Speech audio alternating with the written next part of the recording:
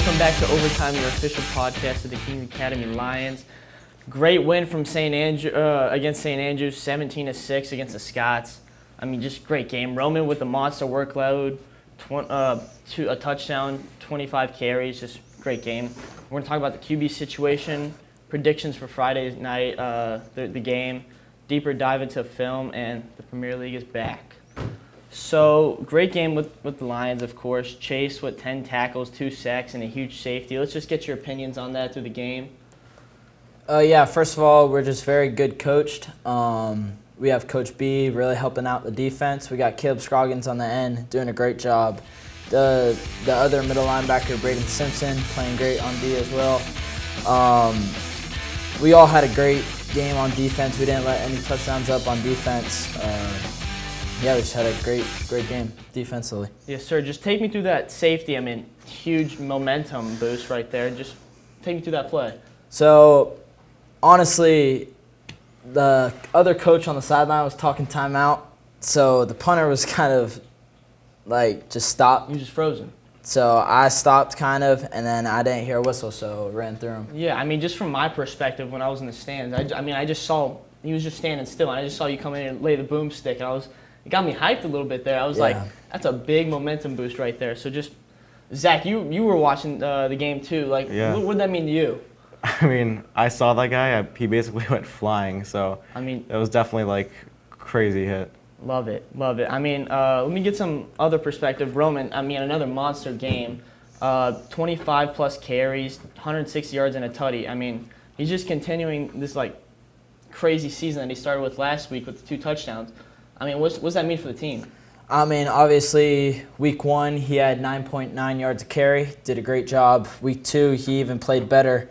He had a crazy run late in the fourth quarter, I believe, whereas you probably saw ESPN, ESPN West Palm, they posted it, breakaway, probably 60 yards, so yeah, he played great. Zach, what does that mean to you? I mean, he's been like basically carrying this team offensively on his back. He's been making such great plays. Yes, sir. So it's really good to see him do all this. Yes, sir. I mean, talking about the offense, let's go to Jack Miller. I mean, amazing catch, brought in 6, thrown from London. I mean, couldn't throw the ball any better than that. Kickoff return TD by Jacob Gerstel, took it back to the house on that kick return. I mean, that just pretty much iced the game after that. I mean, I want to get your thoughts on this because many people in the stands were thinking, should he have gone down or was the touchdown fine at the end of the day? At the end of the day, a touchdown's a touchdown, but if he would have went down, it would have secured the win. But honestly, if I was in his shoes, I would have probably scored as well. Yes, sir. Zach, thoughts? I mean, Coach B did talk. He said that he probably would have wanted him to go down. But, I mean, me personally, I thought that was just, like, such a cool thing that he did that I think it's fine.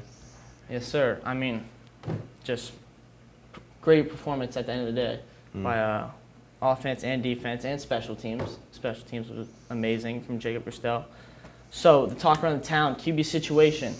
I mean, solid performances from each. I mean, Aiden, solid game. London with the big touchdown pass. I mean, what are your guys' thoughts? Who should be the starting QB from your perspective right now? Honestly, I believe that Aiden started the game a little slow. We didn't get a lot of yards in the first half. When London started coming in, the ball started moving quicker. He read his reads right with that, the touchdown pass to Jack Miller. But other than the QBs, our offensive line has been dogging it this year. We've been playing really good, creating really good holes for Roman. It's not just Roman, it's definitely our offensive line, like Caleb Scroggins, Kyle Carter, Brady, Ethan and Edshon. They've really been laying it down for us this year. Absolutely. Any thoughts there? I mean, I have to agree with that. Our O-line has been dominating the opponents, and it's really good for that to kind of shape that offense so we can kind of push more. But about the QBs, I mean, London, he's really good. I really like seeing him out there. He's doing great throws in the games. But I mean, also with Aiden, he's been practicing his throws during practice. He's been getting better. So I'd like to see how he improves.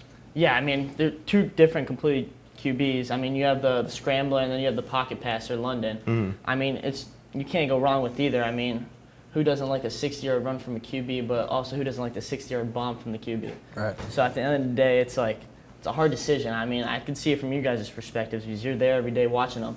So it's like, who's playing QB at the end of the day? And we'll see in the future game. We'll see this Friday night, Red Out, Kings Academy going against Clewiston Tigers. So let's get some predictions for the game. Let's go to you guys first. We're a very organized team, and I've been watching a lot of film on Clewiston, and they're not the most organized, but you can tell they got grit and they want it. You can just tell that they're a team that wants to go out there and knock someone's head off, so we're definitely going to have our heads on a swivel, looking for – there's a lot of dirty cuts that I've seen on the huddle so far. We'll just be watching out for that, but for sure – I think we'll definitely secure the win by far. I mean, they're 0-2. I mean, you can't get any worse than that. You guys are 2-0 coming off a hot streak right now. I mean, you guys better come in and pound it. Right. We do have to stay very consistent, but yes, sir. We just got to keep going. We can't let the win against St. Andrews change what we think. Absolutely. I mean, also to touch up on it, I heard there was an injury in the St. Andrews game, QB, possible injury from the QB over there. Yeah, he did get injured first quarter, but I don't think that would have changed anything, honestly. The first two possessions they had, we stopped them. I think they had maybe 1 or 2 first downs, their first 2 possessions with the starting quarterback, but yeah, it wouldn't have affected much. Absolutely. Any thoughts, Zach, on the game Friday night? Predictions? I think that we're going to do really good against them. I definitely think we're going to secure that 3-0. So I think we're definitely going to make sure to knock them down. Absolutely. I mean, from what my research I've done, 0-2, the Tigers, I mean, I'm not seeing a big fight from them this coming Friday night. I think the Kings Academy Lions are going to put it on them. I think there's going to be another huge performance from Roman. Even if the defense stacks the box, I mean, you just can't stop them. St. Andrews tried. They failed miserably. But I think touchdown from Roman again. I mean, you just have to go 100 yards at least. He's been carrying the rock for 6 yards a carry this last game and then 9 the game before. I think great defense of outing out of the team. I think it's going to be a solid 14-7 win. Maybe let's go 21-7 from the Kings Academy Lions. Put it on them. And let's the 7 points from Clewiston. Yeah, I think we'll have a shutout this year. Or this week. Our defense is way too good. You know what? Love that. I'm gonna change my prediction. 21-0 Lions at the end of the day. Let's go. Let's hope it's gonna be a great performance. Red Out. Everybody show up. It's gonna be a great game. But around the campus, there's not just football, ladies and gentlemen. There's other sports. We got sports like volleyball coming off a hot streak right now. I mean, Miranda Knowles been balling. She has 36 kills and 8 aces as of right now. Game coming up this Thursday. Everyone be there. We have bowling taking on their first match today against Gardens. And I'm going to take it over to Claire and give us a little insight on this fall season. Well, you did touch on Miranda. She's Lion of the Week this week. And 12 kills just in the season opener against Wellington. And she also leads the team in digs and aces. I mean, what else do you expect from somebody who's committed to Northwestern University? Absolutely. She's very impressive. Bowling, let's talk about the girls team. We have Caroline Duncan, Annabelle Hutchin, Layla Garcia, Lily Stone, Natalie Valsco, Chloe Kerr, Harla Rosen, Langley, and Eden. And then the boys, Stephen Carlutos, Briggs Harris, Caden O'Brien, Sahil, Frankie, Dylan, Brennan, Hafner. They actually have their first meet on Wednesday, this past Wednesday. So we'll see results from that. And then swim, they had their first meet this past Tuesday. And the boys and girls team both won against Jupiter Christian and Berean Christian. And their next away meet is against St. Andrews on the 10th of September. And then their next home meet is against Calvary on September 29th. Have you guys gone to any swim meets? Not as of this year so far. I mean, I'm hoping to get out there for a couple games, or meets per se. Is that what it's called, meets? Yeah. Yeah, meets. Hoping to get out there, maybe 1 or 2. Bring a couple fans, get it hype, see if the Lions win. But any thoughts from you, Chase, on this fall season and other sports? Yeah, I went to the game last night, volleyball. It was a good game. They beat the 1A state champions, right? Yep. Yeah, so that was a big win. It went all the way to Game 5. It was electric. Yeah. Got to make it out to more. I mean, I saw it over Instagram last night. The Lions were down 2-1. They came back, won 2 sets, and they ended up coming out with the dub. I just saw it was hype. I mean, I saw it over the Instagram footage, but Miranda just dominating the competition again. Just love to see that. I mean, the former state champions, as you said, I mean, not a better win than that. I mean, beating a state champion, everybody loves that. But as we get into this new season for fall, we also have Premier League coming back. I mean, just a thought. I mean, what do we call it, football or soccer? I'm going to call it soccer every day of the week, but just a thought. We're going to get some thoughts coming up, but that's it for now. But the biggest highlight so far in this new Premier League season is Holland's new haircut. I mean, it's just generational at the end of the day. I mean, it might be bigger than the Miami to Cleveland trade for LeBron, but that's how generational it is, in my opinion. But we're going to get some thoughts, and I'm going to pass it over to Michael and Coach King. All right. I mean, personally, I'm a fan of Holland's new haircut. I think it's good. I wasn't a fan of his performance this past weekend, but that's all right. He wasn't the worst performing, right, Michael? Who was the worst this weekend? The worst, it has to be Man United. I mean, they went out there and just totally forgot what they were doing. Am I right? Yeah, it was for a club who was supposed to be, we're coming back. Like, I mean, I'm sure Sir Alex Ferguson was just hating himself. 100%. Wanting to disown the team. I mean, for those who don't know the way that the soccer system works in the Premier League, like at the end of every season, the bottom teams get relegated, meaning they go down a league. And that league, the top 2 get promoted. And so Hull City gets promoted, their first time in the Premier League, and actually beat Manchester United. Yeah. Like 2-0. That's like, in football terms, that's basically like the Seahawks losing to the Browns. I mean, not to throw shade at you, Caleb, but that's kind of what it looks like. It's a great representation. Like, I don't know, did you watch the goals? Like, I the did not watch goalkeeping the was goals. just horrendous. I heard it was I don't bad. even know what they were doing. And it's like, United had spent a decent amount of money. Yeah. Adding to, I think they added Balbea from Brighton for 70 mil, Andrew Santos from Chelsea for 56, and it's like, what did y'all do with it? Nothing. Not a thing. Not a thing. So I would be mad. But let's talk about the other side of Manchester. My favorite side, repping the boys in blue here. Man City starts off with a win. It wasn't great. I mean, it was 2-1 against Bournemouth. Any thoughts? I mean, yeah, Man City, I mean, they won, it's the goal, but Bournemouth's not really, that good of a team. I feel like Man City could have came out there and, I don't know, I feel like they have something to prove this season. Arsenal obviously won the title last season, and I feel like without Pep leaving, I feel like they have to show that they're still the Man City we all, know and love. Yeah, I mean, as a City fan, it's been super emotional for Pep leaving. I mean, equivalent to the NFL. I don't want to say his name because he's not loved anymore. But it's like imagine like when Andy Reid leaves, and it just like Big time. yeah, it just shifts. So imagine if Andy Reid left, and then Pat Mahomes leaves, and then Kelsey leaves. So all your leaders leave, and it's like, well, how are we going to pick up the pieces? And I think that's what City is going through right now. The jury is still up on Enzo. He looks a lot like Pep. I really didn't like his comments after the game. Like, we barely won. And he was like, yeah, I feel good about today. It's like, bro, you should not feel good. Pep would not feel good about the game. So I don't think Enzo deserves to feel good about it. A little bit of beef with Ryan Shirky. Shirky's the man. If you guys watched the World Cup, he's actually plays for France and didn't get a lot of playing time. And so when he shows up and Enzo puts him on the bench, he's out there to prove something that he's one of the best players in the Premier League, and he showed it. He got 2 assists and really, helped us get the win. Speaking about Arsenal, though, let's talk about the league champs. Arsenal, they beat Coventry City 3-0. Coventry City's the other team that got promoted. Anything to say about Arsenal? I mean, yeah, we all know Arsenal. I'll give them props. They're a good team, but, I feel like this is really expected. They should. They won the league, so they should be able to beat a team who just got promoted. Yeah, So- it was like a walk in the park. Nothing. I mean, Arsenal looked like Arsenal. Yeah. I think that, I'm hoping they don't win the league again. But let's talk about your team. How did Chelsea do last night? Chelsea did great. I mean, slow start at the beginning. Well, actually, fast start. Joao Pedro scored in the first 30 seconds, which is amazing.